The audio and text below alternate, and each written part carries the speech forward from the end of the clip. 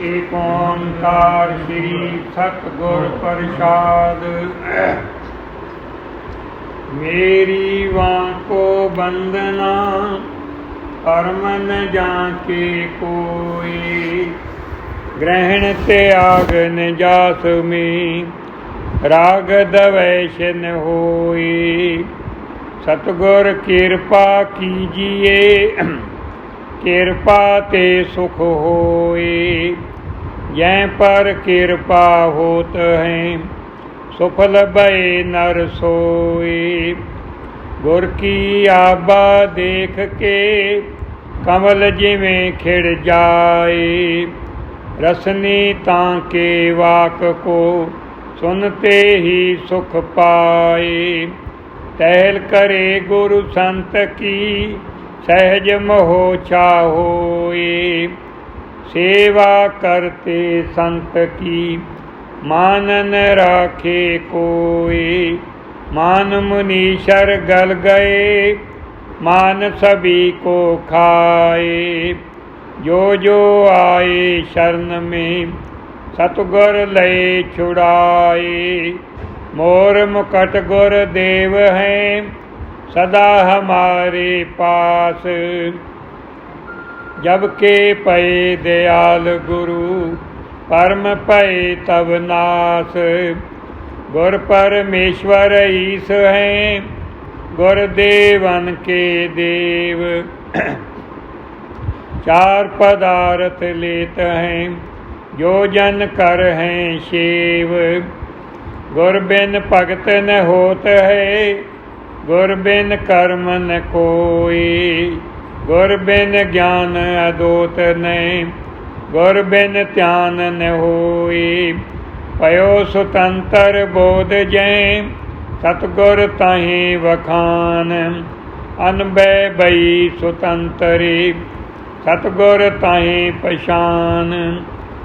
आदि ब्रंचे सर्वे देव ताकि जो जन कर हैं सेव। सेव देव को जो फल पाए सो फल गुर ते सहजे आए। आदि गंग ते तीरथ जेते जो जन ताकी पूज करे ते।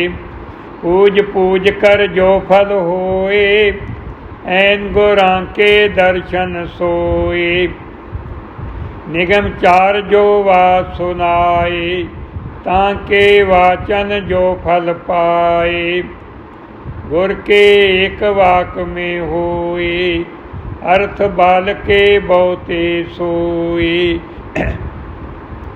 विचार का विषय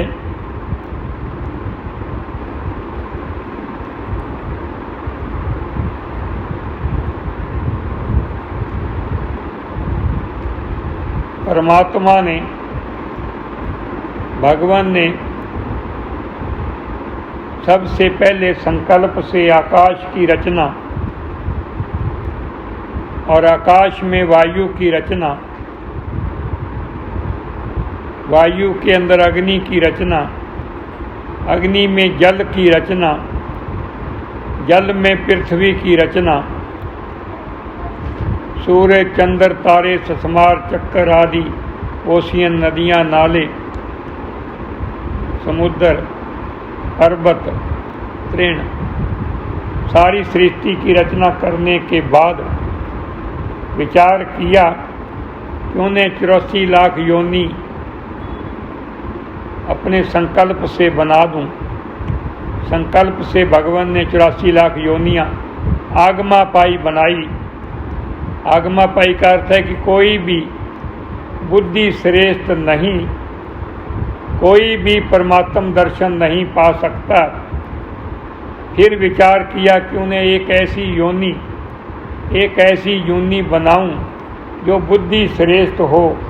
तो फिर मनुष्य योनि की रचना बुद्धि श्रेष्ठ और 52 रूप के अंदर पूरे वैराट की हर वस्तु के सूक्ष्म रूप को इकट्ठा करके ये एक छोटा सा महल बना दिया और इसमें स्वयं अपना छोटा सा घर बना करके इसी में ही निवास करने लगा 52 रूप के अंदर।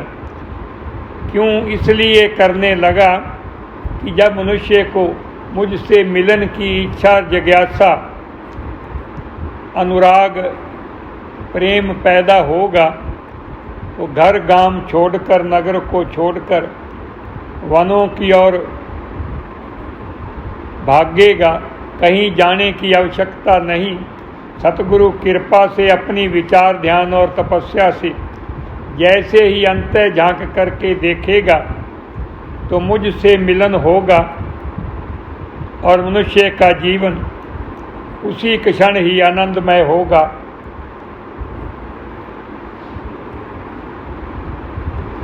विचार का विषय ये महल है, बंगला खूब बना दरवेश, जिसमें साहेब है परवेश।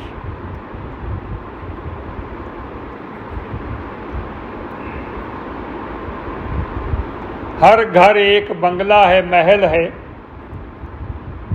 और हर घर का एक मालिक है। ऐसे ही एक मालिक ने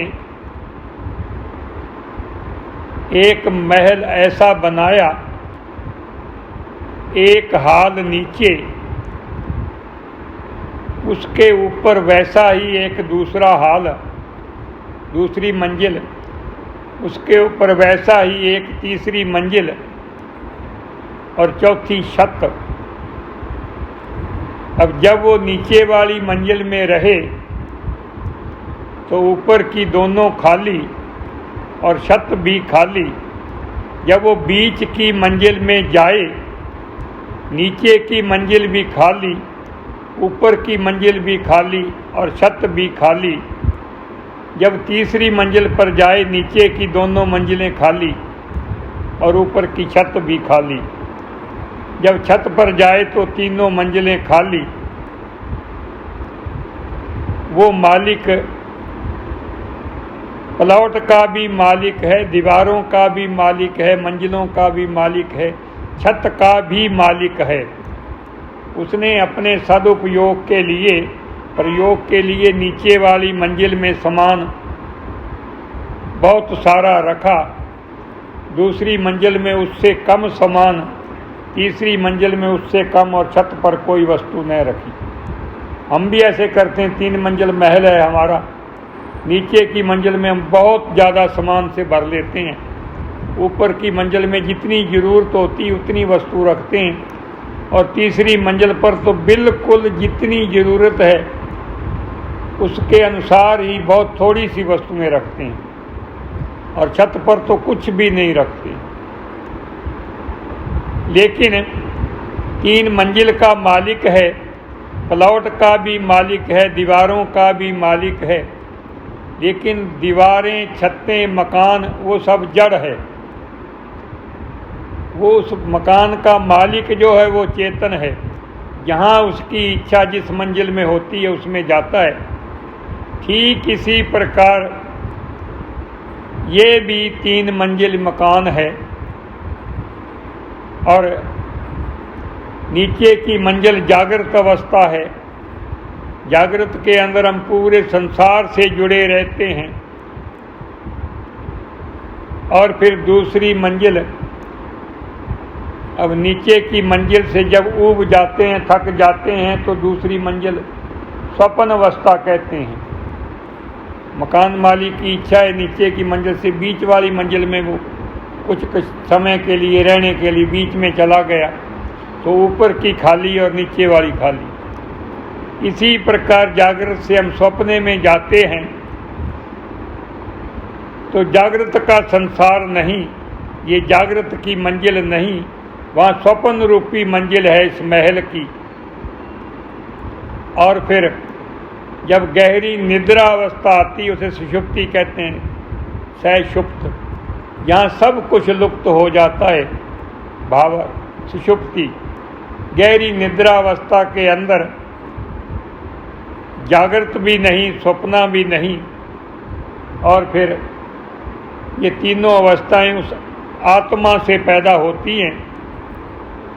तो आत्मा रूपी तीसरी मंजिल की छत है।